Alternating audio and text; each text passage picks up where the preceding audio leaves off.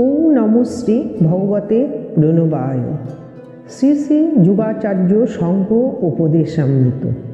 এই গ্রন্থখানি শ্রীমৎ আচার্য স্বামী প্রণবানন্দজি মহারাজের আশ্রিত সন্তান স্বামী আত্মানন্দজি মহারাজ লিখেছেন।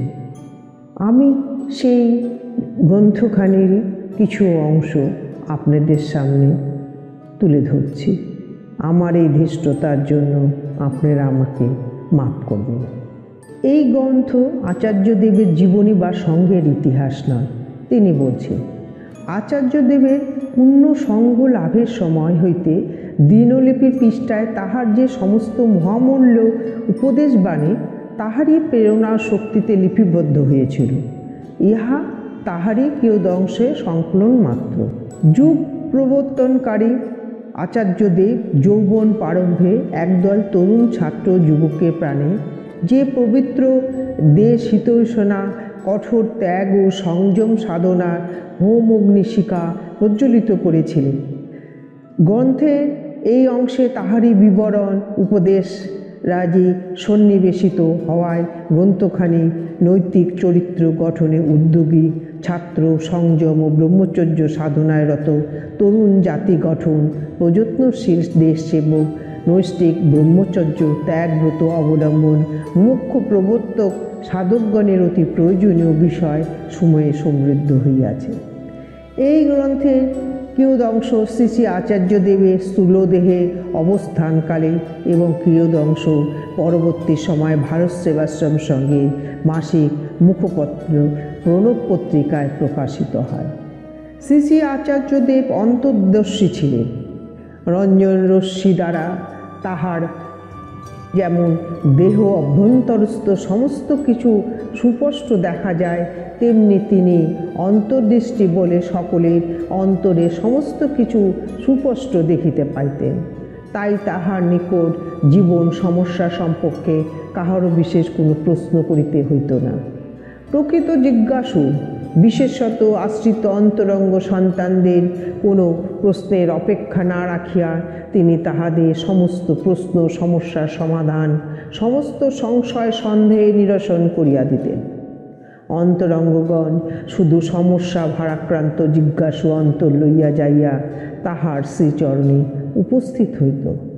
ঘণ্টার পর ঘণ্টা বসিয়া থাকিত। উঠিয়া আসিবার সময় সকলে দেখিত তাহাদের সমস্ত জিজ্ঞাসার উত্তর মিলিয়াছে, সমস্ত সমস্যার সমাধান হইয়াছে। এমনকি যে সমস্ত প্রশ্ন অজ্ঞাতে তাহাদের ভিতর আত্মগোপন করিয়াছিল, আচার্যদেব তাহারও সুমীমাংসা করিয়া দিয়াছেন। শুধু তাহাই নয়, তিনি একান্ত নির্ভরশীল তদ্গত প্রাণ অন্তরঙ্গদের আসন্ন বিপদাপদ, জীবন পরীক্ষার প্রতিকূল ভাব, অবস্থা ও পরিস্থিতি প্রভৃতি সম্বন্ধ সতর্ক করিয়া সকলকে কর্তব্য নির্দেশ পর্যন্ত করিয়া দিতেন।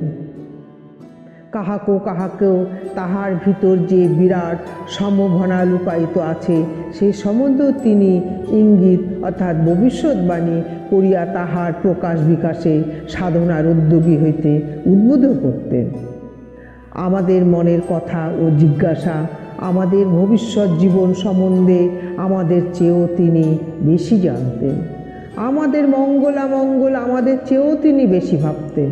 সুতরাং শুধু মৌখিক প্রশ্নের উত্তররূপে কিছু না বলিয়া তিনি প্রায়শই অন্তত অন্তরের প্রশ্নের উত্তররূপে ঘণ্টার পর ঘণ্টা অবিশ্রাম উপদেশ দিয়া যাইতেন এবং আমরাও একান্ত মনে নির্বাক বিস্ময়ে আমাদেরই অন্তরের কথা, প্রাণের ব্যথা সমস্ত কিছু তাহার মুখে শুনিয়া ধন্য হইতাম।